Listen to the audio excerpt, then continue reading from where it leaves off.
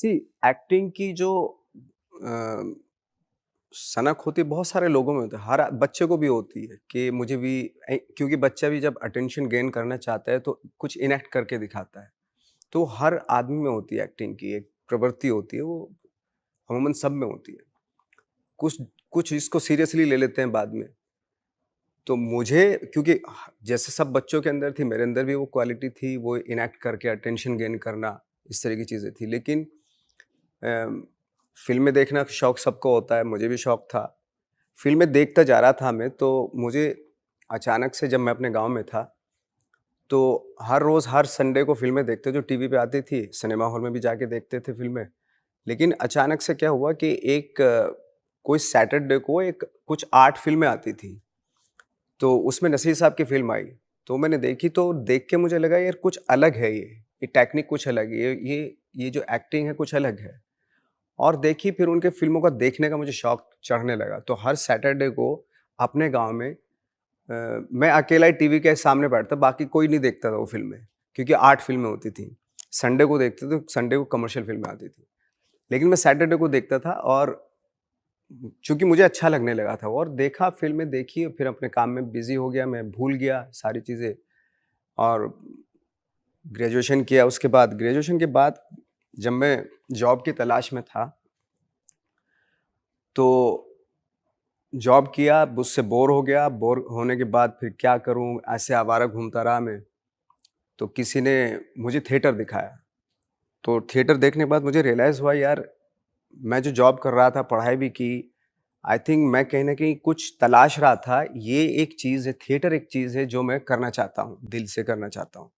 तो मैंने सारी चीज़ें छोड़ के, अपना जॉब छोड़ा, सारी चीज़ें छोड़ी और मैं एक्टिंग के लिए थिएटर में जाने लगा मैं। थिएटर में भी शुरुआत वैसे ही हुई, मतलब पहले बैक स्टेज किया, बैक स्टेज से फिर एक एक डायलॉग का रोल मिला, फिर 2 डायलॉग मिले, फिर किसी ने मुझे बोला कि मैं ये सारा सिलसिला जो चल रहा था, वो बड़ौदा में चल रहा था। तो बड़ौदा में किसी ने मुझे सजेस्ट किया कि आप हिंदी थिएटर करो और नेशनल स्कूल ऑफ ड्रामा चले जाओ। तो फिर मैं नेशनल स्कूल ऑफ ड्रामा आया और मैंने वहाँ पे फॉर्म भरा और दिया मैंने अपना। तो फर्स्ट अटेम्प्ट में कॉम्पिटिशन, बहुत बड़ा कॉम्पिटिशन होता है वहाँ पे। फर्स्ट अटेम्प्ट में मेरा हो गया वहाँ पे और फिर वहाँ से मुझे एक्चुअल जानकारी मिली एक्टिंग के ऊपर कि एक्चुअली एक्टिंग क्या होती है वहाँ पे, क्योंकि विजिटिंग फैकल्टी में वर्ल्ड के जितने भी रिनाउंड थिएटर डायरेक्टर होते हैं, टीचर होते हैं, सब आते हैं पढ़ाने के लिए और उनसे मुझे टेक्निक्स पता चली। और मोस्टली मैं कॉमेडी रोल करता था। तो एक रशिया से एक डायरेक्टर आए, वैलेंटाइन तेपलेकोव। तो उन्होंने उनके साथ मैंने सीरियस रोल किया। आई थिंक मैंने इतने सारे प्ले किए, सारे कॉमेडी प्ले किए और एक सीरियस रोल किया और उससे उससे बहुत मुझे हेल्प मिली और पहली बार रियलाइज़ हुआ कि कैरेक्टर किस किस तरीके से किया जाता है। क्योंकि उसने सारे जो उनकी जो टेक्निक थी वो बहुत ही स्टेनिस्लस की बेस्ड थी। एनीवे तो मैंने national school of drama complete किया, 3 साल का होता है वहाँ पे, फिर मैं मुंबई आ गया स्ट्रगल करने के लिए। क्योंकि हिंदी थिएटर कर रहा था उसके बाद, तो उसमें पैसा-वैसा तो होता नहीं है। फाइनली मुंबई आया, यहाँ पे कॉन्सेप्ट ही दूसरा था काम देने का। तो जिस भी ऑफ़िस में जाते थे तो खड़े हो जाते थे कि भई, पूछता था सामने वाला कि क्या है? मैंने कहा एक्टर हैं, कुछ काम चाहिए। तो बोले देखने से तो लगता नहीं एक्टर है। तो इस तरह की दिक्कतें बहुत आ रही थी और ये सिलसिला मेरे ख़्याल से कोई 8-10 साल तक चलता रहा। क्योंकि दिखने में हम लोग एक्टर जैसे लगते नहीं, अब तो ख़ैर एक्सेप्टेंस हो गई हमारे जैसी पर्सनैलिटी की, बट उस वक़्त पे नहीं थी, क्योंकि जहाँ उस वक़्त पे सब लोग यही सोचते थे कि एक्टर वही होता है जो 6 फुट का होता है, गोरा-चिट्टा होता है, जिसके बल्ले-शल्ले होते हैं। उस बहुत ही हार्डकोर ये एक परसेप्शन था लोगों के दिमाग में।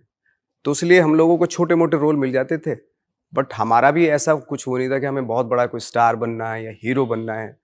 सर्वाइवल की प्रॉब्लम थी, सर्वाइव करना चाहते छोटे-मोटे रोल के, क्योंकि आते यही था, सिर्फ़ एक्टिंग ही आती थी। तो करते गए 7-8 साल, 10 साल हो गए, फिर छोटे-मोटे रोल मिले, एक एक एक सीन का रोल मिला, फिर 2 सीन मिले, फिर 3 सीन मिले, ब्लैक फ्राइडे में 3 सीन मिले।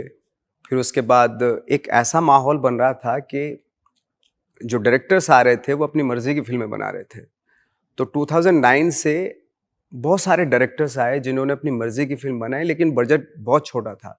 तो वो फ़िल्में बाहर फेस्टिवल में एप्रिशिएट होने लगी, और जो एप्रिशिएट होती थी वहाँ से जो एप्रिसिएशन मिलता था, तो यहाँ पता चलता था लोगों को, तो यहाँ पे सीरियसली लोग लेने लगे।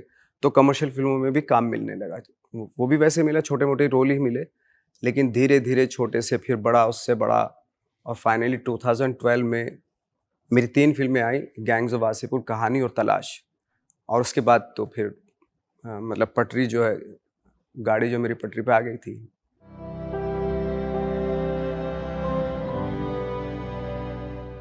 जैसे मैंने बताया कि मैं नसीर साहब से बहुत ज़्यादा इन्फ्लुएंस हुआ, और क्योंकि जैसे उनका एक्टिंग जो था बहुत ही अलग था, और बहुत ही लाइक जो कैरेक्टर्स मैंने उनके देखे, वो जैसे एक स्पष्ट देखी थी मैंने, तो पहली बार मैंने किसी अंधे को, अंधे का रोल किया था उन्होंने उसमें, और मुझे लगा, मुझे रियलाइज़ हुआ यार ये तो बिल्कुल एज़ इट इज़, जैसे मैं देखता हूँ वैसे ही है, जैसे हमने खुद देखे हैं।